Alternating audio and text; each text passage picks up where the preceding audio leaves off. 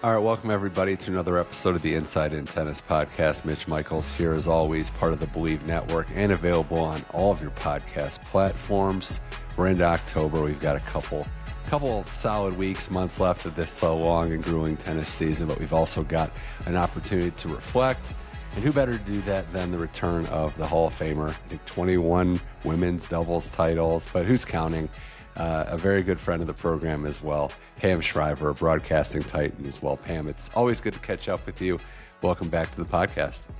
Mitch, good to be with you. And these tennis years, they just keep rolling along. And it's quite unbelievable, the amount of travel in the modern game and the jet lag and just the long haul trips. It's such a difference from, say, back in the years that I played. And that's actually a good place to start with too, because it seems like it is different. The one thing that's similar, it seems, is that the season is long. Like back then, you played maybe even more months a year, but the travel is just another level today. Yeah, back when I played, there was a lot more opportunity to play in the U.S. as a U.S. player. We went to Europe a fair bit. Of course, still there was like a month-long Australian segment, but as far as like the markets of China and even other places in Asia, and then of course the Middle East was a non-existent as a market to play in the 70s, 80s, 90s. So just the amount of, it's a lot. And having worked with Donna Vekic for the best part of 2.5 years, that's really when I realized, not that I didn't as a commentator, but that's when I really realized the demands and all that the modern day pro has to manage is a lot. Yeah, it certainly is. And referencing your time with Donna that concluded after 2.5 years, we saw some real great highlights, obviously. This Olympic silver medal comes to mind. But how do you look back now? It's been some time since it's ended. It's been some time to breathe. But looking back at that experience, your foray back into coaching, how do you reflect on that experience working with Donna and leaving her better than, when you guys started in, I think, San Diego, when I saw you guys for the first time? Yeah, I just drove down to San Diego 3 years ago, almost right about now, when the circuit was a little different coming off COVID, and I wasn't working that week, and just thought, well, let me drive a couple hours, and there were some things I wanted to try and talk to some leaders of today's game. One was Donna Vekic, and yeah, it ended up kind of being an accidental co-coaching stint or consultant coaching stint. And you're right, I think there was a lot of really good stuff that happened. And I think I was a new voice to say some obvious things to get her big game or forehand. And I thought her serve could really be an elite level serve. And, you're right.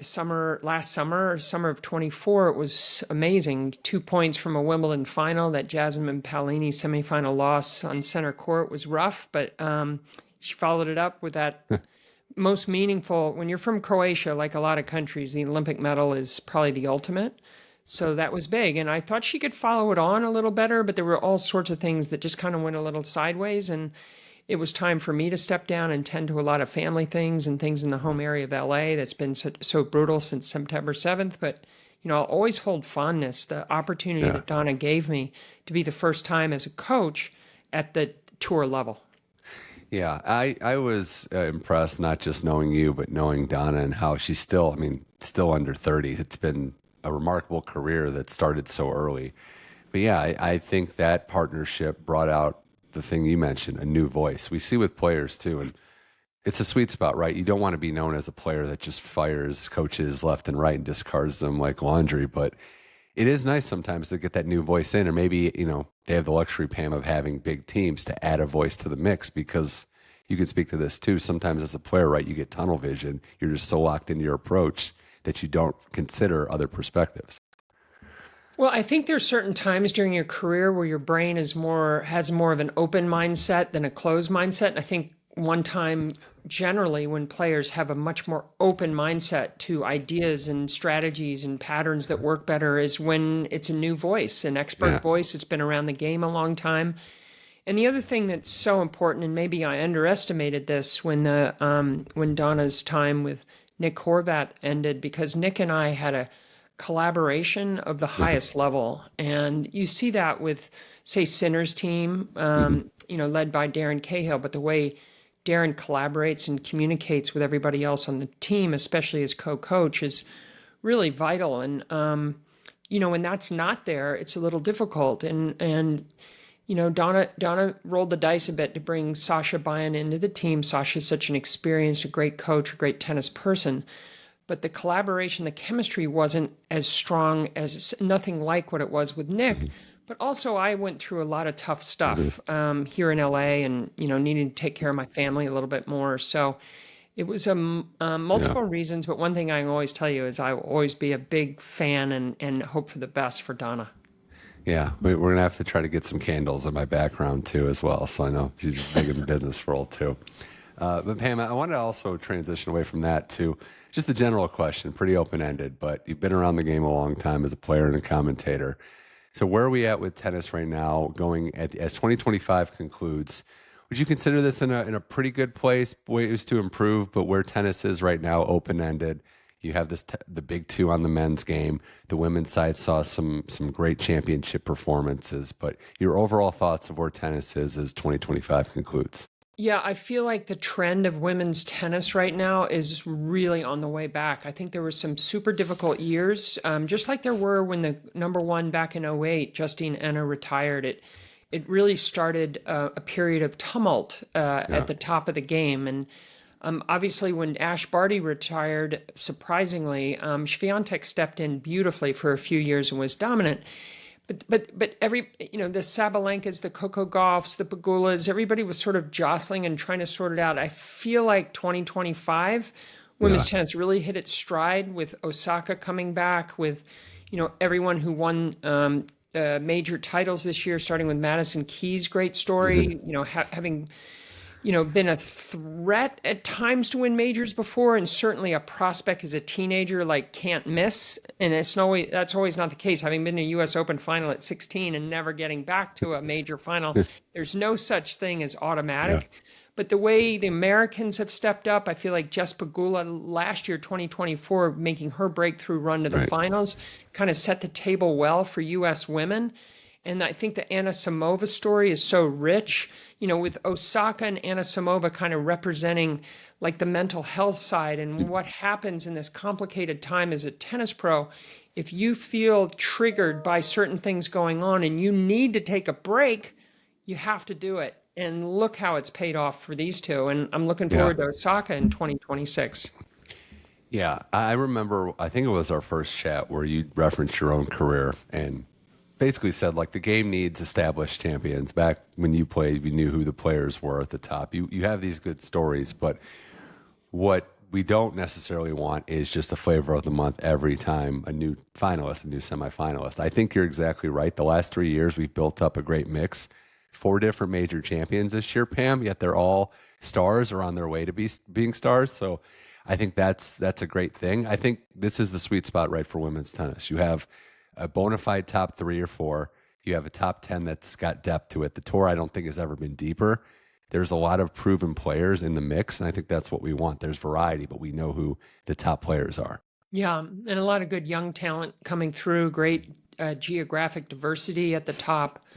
I feel like you could pluck any player from the top 10, even top 20, and what they possess on the women's side is a very rich backstory as well. And it's kind of up to us as commentators and podcasters to really tell that story even more so that fans can feel more of a connection. I feel that's something that ESPN did really well at Wimbledon and the US Open this year. And, you can't tell a rich story if the story's not there. On the men's side, it's really quite different. It's pretty fascinating after all those years of predictability where you were just waiting for what members of the big 3, or when Murray was in there, the big 4, to get through and who would win it. You had 1 or 2 little breakouts with Del Potro and Cilic winning a couple of U.S. Opens, but it was so predictable. Now it's been even more predictable in the last 2 years with 2 guys. Obviously, Alcaraz and Sinner taking things to the next level. But I kind of think the men's game needs a 3, 4, or 5 ranked player to really step up, whether it's Taylor Fritz, which he's this far away. We need a little more unpredictability in the men's game, but this is where the women's game now, this is why we're great partners. This is what makes tennis, pro tennis, distinctive, is how we work together to make pro tennis like amazing. Yeah, it's like anything, sports and in life, it's cyclical, right? And right now we have way more predictability on the men's side than the women's side, which might have been vice versa. I'm with you. It does feel like a slog sometimes in these slams where we just kind of know what we're going to get at the end, and then we hope we get an epic match. But it does seem like it's a march to a Sinner Alcaraz final, and why wouldn't it feel that way because they've won the last 8 of them? So I'm with you. I think finding out who that's going to be, and also in majors, best of 5, that's the part where it's just so hard to break through against these guys, unless maybe it's in Shanghai where the conditions are just ravaging everybody. But that's a whole Yeah. other thing. Wow. The humidity in Yeah. China is tough. It's tough. You brought up the 3 out of 5, and I always get for the traditionalists, I get a little bit beaten down when I bring this up. But I do think if you had some like a panel, really look at today's game, the demands, how it's played, the speed, the travel involved, how physically punishing tennis is now. I mean, it's always been tough, but wow, on the body. And if we want players like Djokovic, the richness of having somebody in their late 30s still being able to get to semis of majors, but really he can't physically go 7 matches, it seems like. I question in the modern day, for and many reasons, whether traditional 3 out of 5 sets is still a good thing for the game.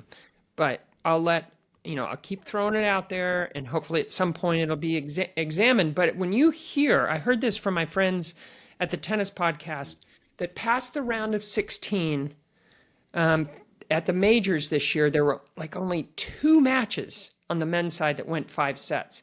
All the 3 out of 5 sets were like grueling and tough. Most all of them -2 were in the early rounds. And what's that signifying? Is it a weakness, maybe a little bit of a weakness, 3 through 10? They just can't hang with or is it total fatigue is starting to really enter in the later rounds, which then makes tennis not as exciting? Yeah, that's a fascinating one we're going to have to be evaluating going forward. But having, you saying that the game has gotten more physical has validity to it because you've seen a lot of tennis. And if you're seeing that in the modern day, it's as physical as it's ever been, and you're not the only one saying it, just shows you where we've gotten. So we'll see. But I'm with you with the women's stuff. I do think it's great. I think where we are, and there's no hotter player on tour right now, probably both tours, than Amanda Anisimova, who just won Beijing. Pam, who has this incredible year, which really started in the Middle East. She kind of bookends. Her season's not over, obviously, but she's got 2 premier WTA 1000 titles. But she reaches 2 major finals, and we all know what happened. Wimbledon gets destroyed, then avenges that loss against Iga, fights valiantly against Sabalenka, but keeps it going after that, wins the final in Beijing, goes through Coco Gauff, dismantles her, and then beats Linda Noskova in 3 sets. Pam, she's clearly the 3rd best player in the world at this point, and she's got wins over every best player in the world. So for Amanda Anisimova, her time is firmly here. I think the scariest thing, though, is she doesn't look like she's peaked yet. There's still levels for her to go. Yeah, this is really outstanding what she's been able to do this year. I found it fascinating. 4 years on from Emma Raducanu, needing to retire at Wimbledon in the round of 16 because of evidently an off-court like panic attack. She couldn't go back out. And then the next major later, she comes through qualifying to win 10 straight matches. And then fast forward 4 years later, we have a player, Amanda Anisimova, get to her first major final, lose 6-love. It's happened one other time, 88 Roland Garros, Zverev losing to Graf. And then to come back in her next major and beat the player that beat her love and love in the quarters, the way Anisimova did, go one further, and then play Sabalenka, decent straight set loss in the final. I mean, that is incredible that she was able to do that mentally. It just shows you the skills and the tools that Anisimova developed to be mentally tough, as well as physically so imposing on the court, with maybe the best 2-handed backhand that women's tennis has ever seen. Ooh. I was ready for you to say in the game, and I'm like, yeah, everyone's saying that, but at best it's ever seen. It's beautiful. There's no denying it. And then she threw in an unbelievable one-hander the other day, too. Yeah. Like in the 4-all in the third Love 30 against Paolini. What's great about her and what's fascinating to see, Pam, is how big she hits it. Like she just has that hammer, so to speak, where she can hurt anybody on the court. But with how the evolution of the game has gone, you need more than just to be a big hitter to win. So to watch her kind of work on the other areas of her game and improve, I don't want to say her weaknesses, but not her strengths, that's been, I think, the difference from the outside watching her make this ascent.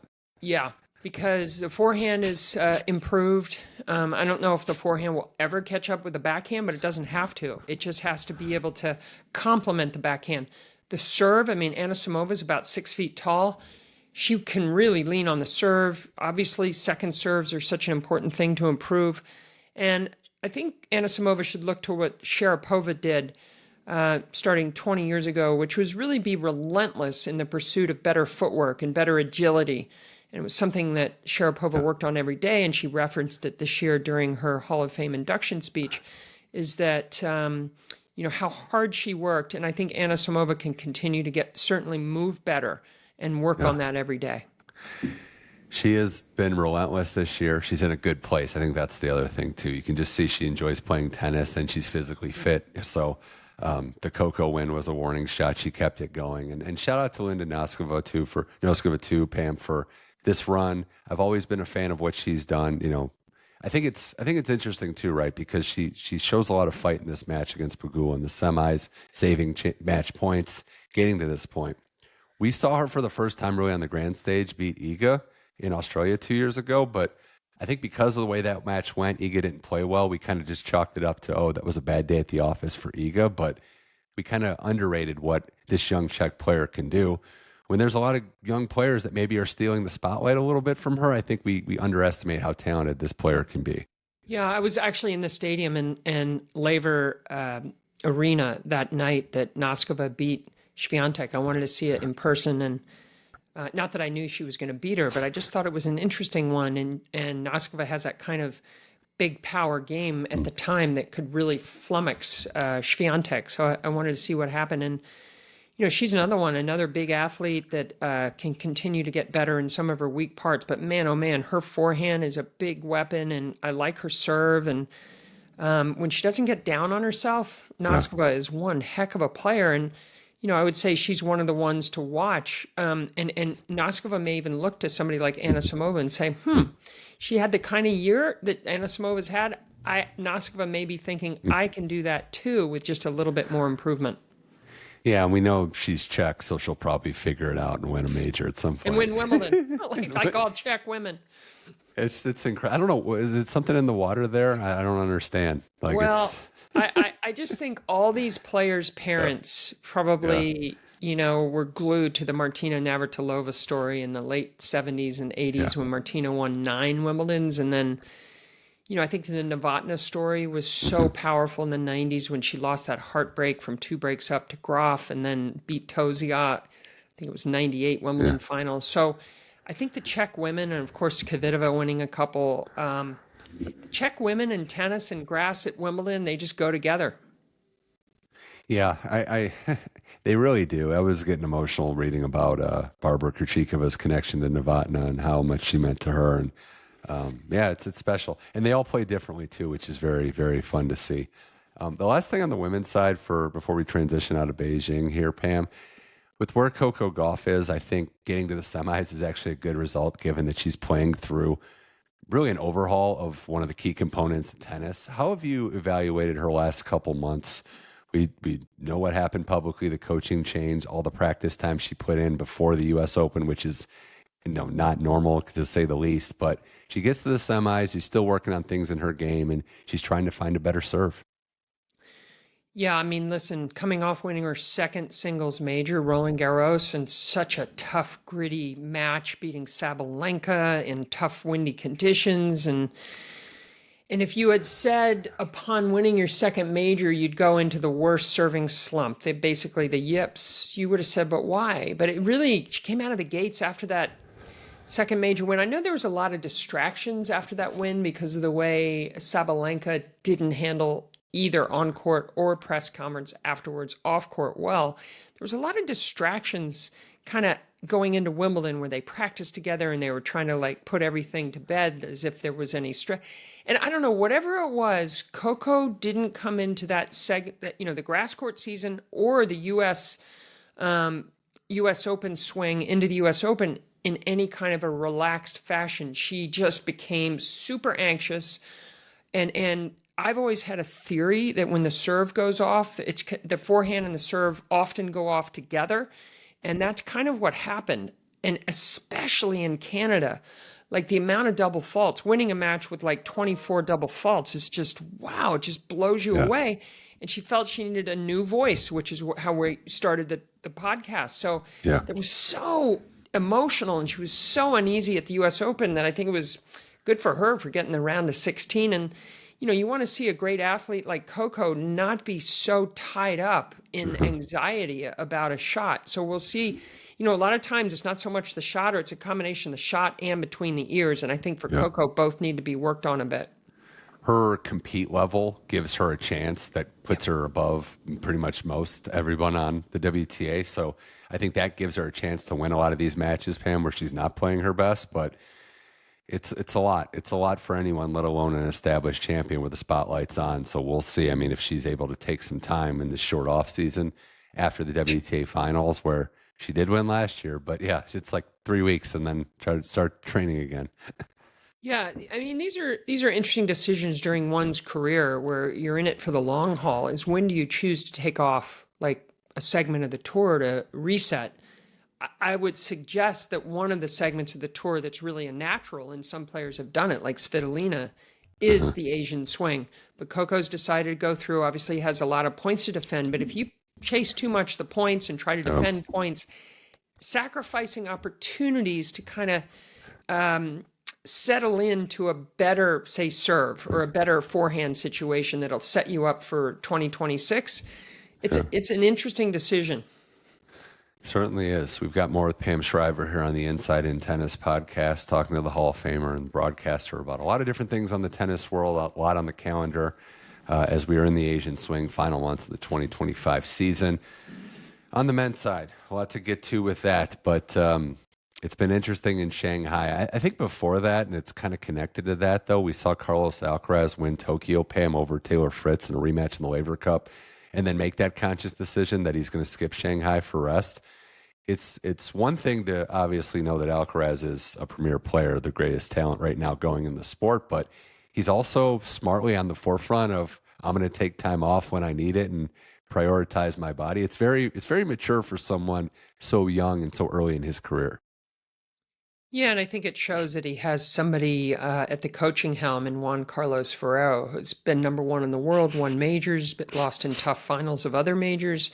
Kind of, because that is a similar thing. There's a lot of things change, but let me tell you, making smart choices on your schedule has been a crucial skill, whether you played in Juan Carlos Ferrero's era or Carlos Alcaraz today. So I think that's a big help. And I think, Alcaraz's family and his support system is probably encouraging. The other thing is, I think there's the business side, because he's certainly choosing to play in tennis events that also pay handsomely appearance fees. And I think sometimes if you look at it straight as a business and you take the hit for missing an ATP Masters 1000, it's worth it business-wise and body-wise, physically. So I think there's a couple reasons this is going on, because I think he's going to play some big-time exhibitions between now and the end of the year. He is, and I'm laughing too because, he plays Tokyo because he played Beijing last year. He wins Tokyo. It's good to know that, okay, I can go and win this tournament. But when he won Tokyo, he did not win. Reports are he didn't win what he was paid to go there. The winner's check was less than what he got paid to show up to actually be there. That's been the case for a while, right? Yeah. Yeah. But it kind of shows you too, right, that the other thing with Alcaraz, he can do so much on the court, but he's playing Taylor Fritz. It's a top 5 matchup in a 500, which is a great final. But he knows who the threats are, right? He know at this point in his career, you're seeing him mature on the court, where I know I have to be here for Taylor Fritz. I can't walk through this matchup. I got to lock in early. Fritz played, 4-4. He was doing everything. He came back in that second set, but the first set he was giving him everything. His serve was rolling, and Carlos just locked in from start to finish. So he's maturing on the court, not kind of throwing away sets like we've seen before. Yeah, I think about Carlos Alcaraz and that heartbreak loss in the Olympic final last summer to Djokovic. And boy, oh boy, Alcaraz in the months in the tournaments following that disappointment, he put in some shockers. He probably, he really didn't play that well almost the rest of the year. But I think he learned a lot. And this is what you've sort of alluded to, Mitch, is these young champions, young players, how do they soak up experiences and then apply it better the next time? And, when you saw the way Alcaraz and Sinner kind of counteracted each other after every major final they played in, starting at Roland Garros, it was fascinating, the back and forth. So there's a lot of great stuff going on. I before Sinner kind of ran out of gas because of the heat and humidity. I thought he was showing some good variety, like he promised he would. So it's fun. It's going to be fun to see those two in the coming couple of years. Is there something like different or different type of struggle that you've experienced? Because you bring up the Olympics, whether it's Olympics or in your case, in your career, the Fed Cup, where you have to come off of a loss on an international level. Is that a different kind of challenge and heartbreak to get over? Well, it's funny. In my career, I played, the Olympic Games in '88, where I had lost in the quarters in singles. Zina and I won the gold in doubles. And then I actually followed that up in the fall of '88 after Seoul with the best tennis almost of my career. I beat Graf at Madison Square Garden, the semis of the Tour Championship, and Graf's Golden Grand Slam year. I won a big tournament in Zurich that was sort of the equivalent of a European WTA 1000.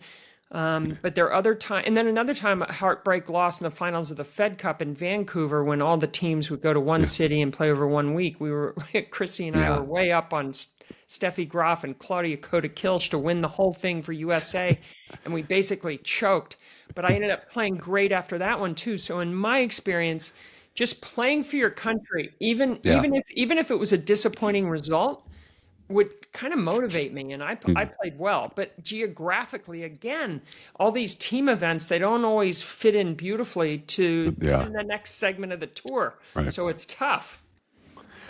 It's true. It's different for everyone, I would imagine. And Alcaraz finding a way through the post-Olympic hangover he had to play his best tennis and still be the number one player in the game is exceptional. As is Shanghai, what's going on there? You mentioned it. The conditions are brutal. Fritz and Mapeshi Perricard played a match where both those guys were like dying on the court. Perricard, the big Frenchman, gets through. But with no Alcaraz, right, Pam, and then Sinner losing the Greek sport because he cramped badly out, this survival of the fittest has widened and opened up. You saw Zverev lose this morning as well. So a very peculiar set of circumstances for the Shanghai Masters, which has produced some good tennis, but now has the unpredictability of all these top seeds gone. Yeah, it was a year ago right now. I actually joined Donna in Wuhan. But my recollection is while Wuhan had some humidity, it was nothing like what we're seeing right now. I also hope that the air quality is okay, because sometimes when I see extreme humid conditions, if it's also coupled with poor air quality, it can serve as really a double down in how an athlete is unable to recover between points. So I think, both tours kind of need to look into the science here, because it is a long year. It's understandable, but still, this is 2 out of 3 set format, going back to what I said earlier with global warming, with where we're headed. Being out on the court in these kind of conditions, given the physicality, even the fittest athletes on the planet aren't able to do it right now. So we kind of need to look at this. Somebody is going to be on the precipice, or multiple people, of a great opportunity with these players that aren't there, and the opportunity to win ranking points and money, of course. And it was unfortunate for a couple other Americans. Frances Tiafoe has been hitting a rough patch, bounced early. And Ben Shelton, I don't put in that same category. It was his first match back. David Goffin is an accomplished player, which we all know about. But tough for Shelton, right, to just bounce back in Shanghai, different conditions, having not played since the U.S. Open. But nevertheless, Pam, it was another underwhelming result for a set of our top Americans. Yeah, boy, I think back to that U.S. Open afternoon when back-to-back, Frances Tiafoe lost to Struff, and then Ben Shelton hurt his serving shoulder against Mannarino.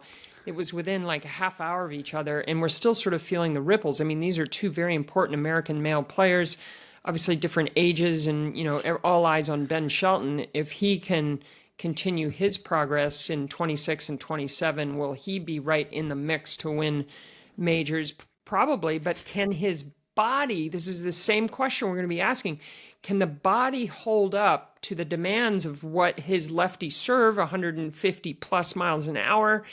He's so strong, but you're only as strong as your Achilles heel, so to speak. And I hope that the serving arm can withstand all that he puts it through. It's so true, right? And it's sad. It's kind of a tragedy developing. Hopefully we don't get there. That the two best top contenders, if I polled experts like yourself, who can challenge Sinner and Alcaraz, they'd probably say Shelton and Jack Draper, but they're like, oh, are their bodies going to hold up? So these are two players with potential, but they've got injury issue. Just look at, you just put Juan Martin Del Potro up as like, an example of the modern game. I don't think anybody's hit a forehand harder. I don't think anyone actually punched harder than Del Potro, but his body couldn't withstand it. So that's going to happen. It's happened on the women's side. Andreescu. I mean, players who have won majors who end up with chronic injuries that they can never get over, and is one of the sadder things in sports. But one of the players still out in Shanghai competing for love of the game for other reasons, Novak Djokovic. He's still alive in Shanghai. It was, his decision to play here was one thing, but you see him out there. He beats Cilic first, then he beats Jan Kampfman in 3 sets in an epic match. And you see a guy at his age, at his advanced age for tennis, competing, giving his all. You just got to marvel at why he's out there, the love of the game factor, and also the appreciation he's now getting, Pam, from the adoring fans. It's pretty cool. And it's something I think all fans should savor, because who knows how much longer we're going to get to see this great champion. I saw this same thing play out with Martina Navratilova, an Eastern European tennis champion who at the heart of Martina's career, like Djokovic, not really appreciated by the fans. In the case of Martina, it was Chris Evert that was more beloved, or it was Tracy Austin, or it was Steffi Graf as a young player. And but then I always remember the last couple of years of Martina and how the crowd reactions and the embracing just happened. And it's the exact same thing that's happening with Novak. I mean, he's now, even if you were a Fed fan or a Nadal fan and you really didn't like this guy Djokovic because he beat your guy so many different times, now he's the last one standing. And now they're looking at his record going, holy moly, are we ever going to see a man again win 24 majors, trying to win 25? Yeah. And I love it. It's fun. It's one of the great things is to have the young players coming on, the young champion or the young future champions, and then the old established champions, historic all-time greats hanging on. That's when I love the sport. And that's why I think 3 out of 5, can the younger players hang in there and can the older players hang in there? Because the variety is amazing when they're all in it. It is. And that crowd reaction, I was listening to it. It was awesome. It was, I recognize that sound, Pam. That's the appreciation for the aging veteran giving his all in the final. Like, it's a different type of sound. You hear it with these players, and you're so right. Martina's a great comparison. It's good that he's getting this moment. That's where I come to, is that it didn't happen. He was sandwiched between just the most popular players of all time, probably in the history of tennis. And it's good that he's finally getting the appreciation he deserves. 100%. I think within the game, obviously, so much respect. When he starts to answer questions sometime on anyone's air, whether it's ESPN, Tennis Channel, Eurosport, it's so interesting when he gives you a little bit of a inside look at his mentality. It's fascinating to me, and he's a marvel. And you're right. We all need to appreciate every single match he plays from here on in. Well, we'll see what ends up happening in Shanghai with who's left. Maybe it's another American who's still alive, Werner Tien. Shout out to him, the SoCal kid who, Beijing Final, loses the Sinner, but just keeps it going. He's into the top 40 and ascending. It's great to see him. Or maybe, Pam, it's somebody finding their happy place again. Maybe Daniil Medvedev's turned the corner because he's got a new team and he looks a little better. Voice. Which by the way, too, just one thing on Medvedev, I was totally on his side with that ridiculous code violation that he got when he was cramping out. I think that's a slippery slope if we're going to give code violations to players that are having their body shut down, especially now that we've seen in Shanghai. I mean, I think the medical side of the sport and the officiating side of the sport, we need to, and the format side of the sport, we all need to come together to make good decisions for the athletes going forward. I think that night at the US Open when Federer really struggled when he lost to John Millman, there were times like that where the sport already could have looked at some things, but I think it's heading in the direction. If we have a heat wave in Australia this year coming off the humidity in Asia, like when are we going to look at this? Yeah. I like Lerner, though. I'm just a fan of what he's been able to do. And I think as far as Americans go, like you could hitch your wagons to him for having a nice career. And we'll see what the ceiling is because he keeps passing the next measuring stick. And doing it with a serve that is way below par. I mean, I know he's a lefty, so that can give him some sneaky points. But his serve is a liability. But even with that liability, wow, has he had a tremendous year. Speaking of, starting with that good win over Medvedev at Melbourne. And the last thing on this before we transition out, wind this down, Pam, is I'm not trying to bash on anyone. I don't want to pile on when someone's had a rough year. Zverev loses to Rinderknecht today. But he made the comments about the court speed favoring the top two players, which I don't think were backed by much of anything. But it opens up the court speed conditions, and it's something I always want to ask players from different eras like yourself. Do you think, just taking Zverev and his critique out of it of Sinner and Alcaraz favoritism, which I don't think is valid, but is court speed and how it's been homogenized an issue in your mind in the modern day, since we're talking about all these topics? Well, every year we get to Wimbledon, and for example, everyone talks about how the grass is bouncing higher and plays more like a hard court. Yet at the same time, when you sit courtside and you see a slice on a grass court, or you see a serve that's slice serve out wide, if you're a righty on the deuce side, you see it react differently on a grass court than any other surface.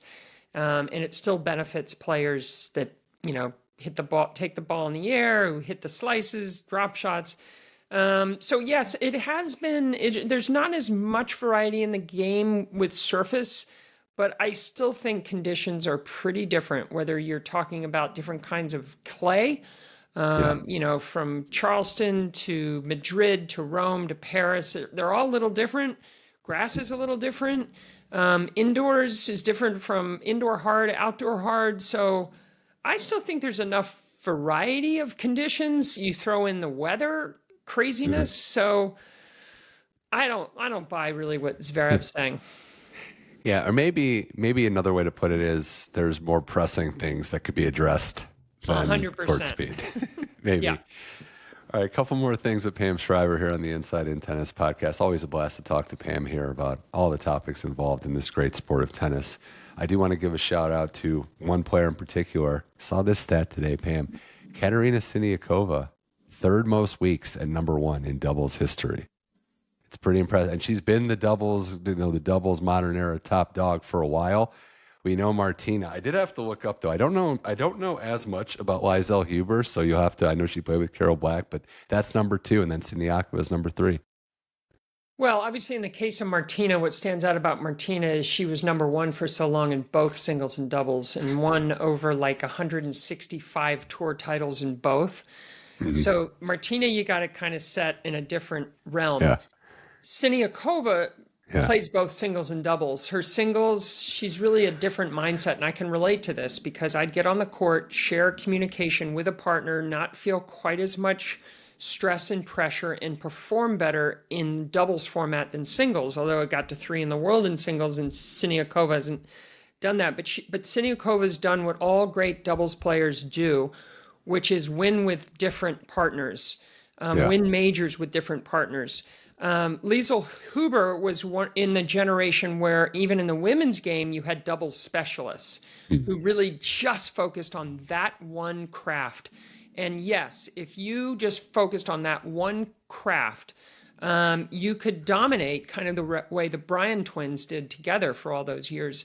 So 3 very different number 1s in women's doubles, but I love, for example, I love the partnership of Taylor Townsend and Siniakova, but I also love what the Italians have done. I think doubles, the last few months between the mixed doubles experiment that I thought was a blast and really highlighted doubles and mixed doubles, and then the Bryan twins getting inducted in the Hall of Fame, and U.S. Open doubles I thought was really fun, and doubles is great. Laver Cup, the Davis Cup, there's just been some great doubles matches. You got some singles. Like I like the balance. Like we were talking about the women's game at the start of this. I like that there's some singles players invested, but there's still room for new doubles specialists, whatever you want to call them, that are invested in the game as well. And that Italian team highlights it too with Paulini so taking doubles serious, and Arani that just, we know her from a slam final in singles, but has really had a great doubles career since her singles career. So it's special. Yeah. And the Brian's getting in the Hall of Fame, which, by the way, we did see that the finalists came out, and hot take. I think that Federer guy is going to get in next year. I'm going to call my shot now. Yeah, it's interesting. The ballot is out, and voting is going on during these few weeks. I've put in my vote already, and yeah, it's Federer, Del Potro, Kuznetsova. For players on the active or recently retired 5-year, and then on the contributor category, it's Mary Carrillo and Marshall Happer. They need 75% of the votes, like most other Hall of Fames. So that's another thing going on off court, is recognizing champions of yesterday. I think Federer's got a decent chance. He does. So what? Yeah, I saw shocker. He does.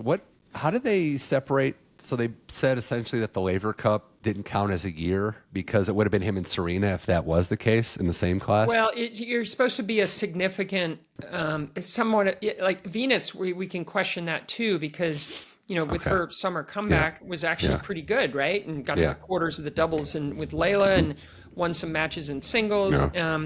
So does that mean 5 years now starts ticking again for Venus? So these are things we talk about in meetings behind the scenes. But yeah, and then the contributor category's gone through a lot of changes as well, doesn't it? It's had some adjustments through the years. Love the Hall of Fame, love the people there. I would say, though, that it wouldn't have shocked me if they did what the NHL, what hockey did, and just waived it for Wayne Gretzky. Like, you can come right in first year, Yeah, and then some people thought that if Federer goes in, when he goes in, should he go in with anybody else or stand alone? But I think it's hard if other players have qualified under the 5-year rule, which we've had forever.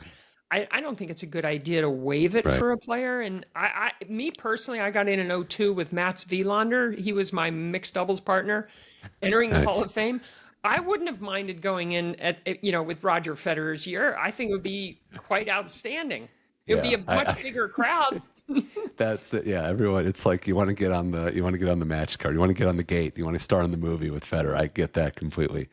A few other things just as we wind it down. We did get the announcement, Pam, from Gael Monfils that next year will be his last year in pro tennis. He'll turn 40 next year. It's been a remarkable run for the player, the man, the entertainer especially, and a guy I think, Pam, is one of the, if not the greatest athletes the sport has seen in between the lines. Yeah, I mean, his court speed, most people put him at either number 1 or number 2 all-time speed.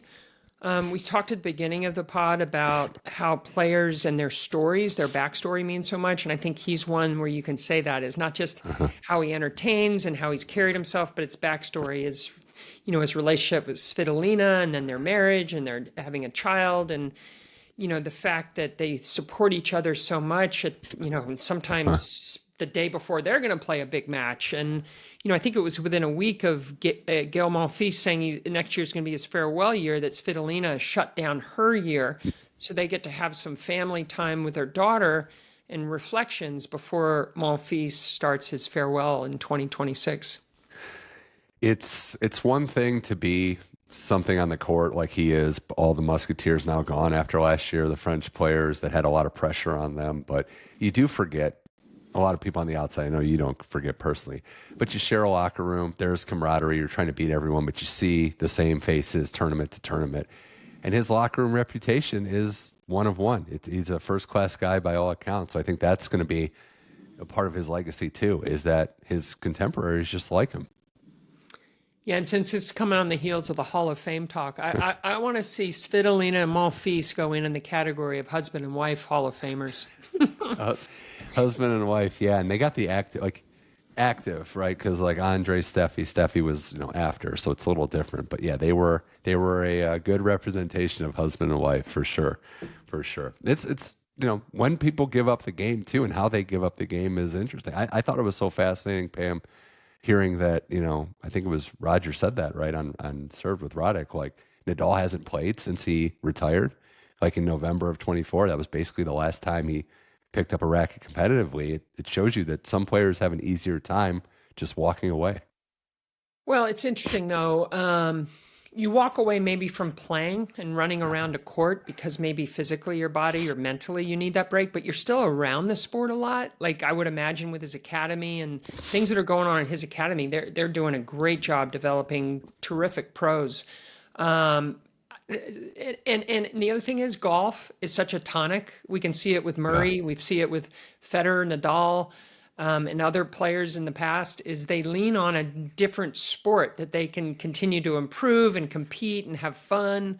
And I can relate to that because I've really, since I stopped playing professional tennis, it coincided with when I picked up golf. Yeah, I picked it up is one way to put it. How many club championships now? Eight. Who's counting? Eight, and I'm trying to prepare to see if I can defend last year winning on 18. Yes, with a par match play. It's fun. So I'm going to play. Actually, I'm going to play a guest day this week with okay. Coco Vandeweghe. Is going to. Oh, We're going to that's be another one. a duo. Yeah, well, that's a We'll see if we can Kobe and come out Shaq on. duo. Yeah, see if we can come out on top at Brentwood Country Club's guest day.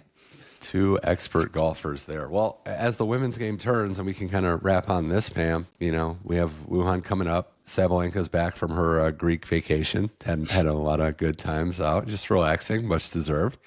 But you have Iga, who didn't have the best result at Beijing, but the number one ranking is very much up for grabs going into the final push. So how do you see this going, and starting with Wuhan all the way into the tour finals? Yeah, I actually think it may come down to Riyadh, actually. It's kind of interesting because you always obviously go to what happened a year ago. How many points does Sabalenka and Swiatek have to defend? And Swiatek, we didn't know it at the time, it was starting to have her world was a little bit turned upside down with that doping situation where we found out later she had to serve a suspension. So her end of year last year, it was nothing. So Sabalenka currently has a decent lead, I think 1,500 points-ish, but that may not be enough. So it's always fun when number one comes down to the year-ending championships, and let's hope that's the case. Yeah, I'm with you.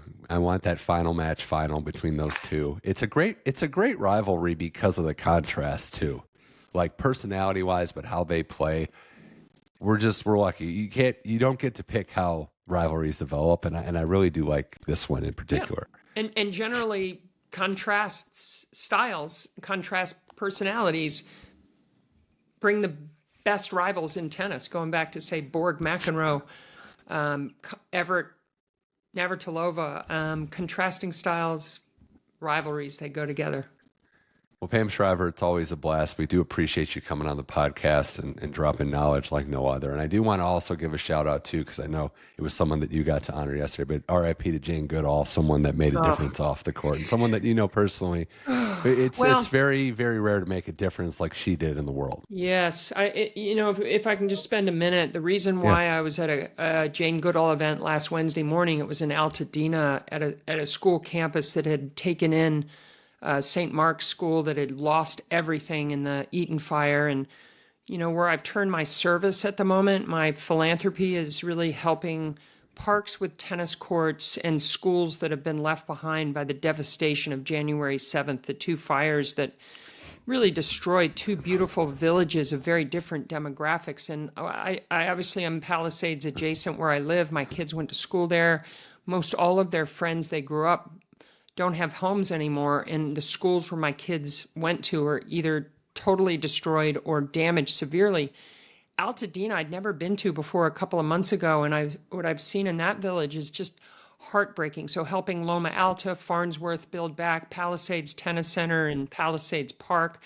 And this is kind of, if I'm going to stay in LA, I want to roll up my sleeves and raise money for Village Rising and give out grants to these, get tennis back online safely with better programming. And I'm calling on all my relationships in my 50 years in pro tennis almost to get this done, both within Southern Cal, LA, nationally, even internationally.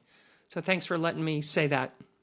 Absolutely. And I say that with all sincerity. What you've done and putting the groundwork together to rebuild just some catastrophes is very commendable. It really is. So with Thanks. that, Pam Shriver, we appreciate you coming on the show. Broadcaster, Hall of Famer, tennis mom as well. Got to throw that in there too. So you got volunteer assistant coach at Glendale Community College. Let's go, Vaqueros.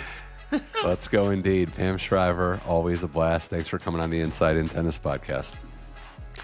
That was Pam Shriver. This was the Inside In Tennis Podcast. We're available on all your podcast platforms. Just go to Spotify, Apple, iHeart, Amazon Music. Subscribe to the show. Get that automatically downloaded episode when you subscribe. You can leave a rating and a review there, and you can also subscribe to the YouTube channel at Mitch Michals for full video episodes and some exclusive clips as well. For Pam Shriver, I'm Mitch Michals. Back in a few days. This was the Inside In Tennis Podcast. Thank you for listening, and I'll talk to you soon.